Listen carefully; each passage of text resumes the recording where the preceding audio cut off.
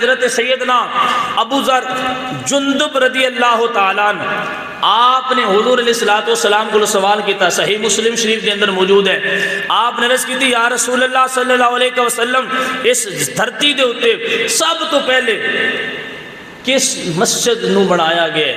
حضور علیہ الصلوۃ والسلام نے فرمایا المسجد الحرام، اس دھرتی تے سب تو پہلے مسجد حرام نو بنایا گیا۔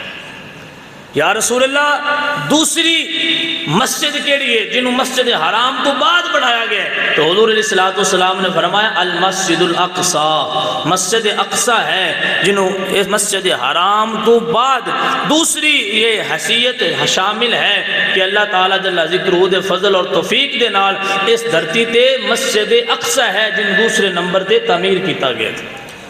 عرض کی تھی یا رسول اللہ صلی اللہ علیہ وسلم، مسجد حرام اور مسجد اقصی دی تعمیر دے درمیان کتنا فاصلہ ہے؟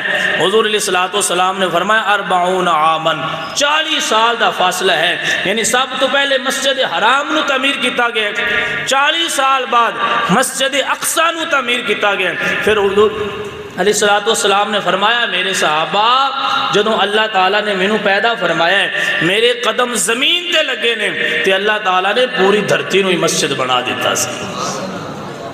ہن جس جگہ تے بھی بندہ نماز پڑھنا چاہے جگہ پاک ہوئے تو حضور نے فرمایا بندہ نماز پڑھے، اللہ نے چاہیا تے اللہ تعالیٰ اپنے بندے دی نماز نو قبول فرما لے گا۔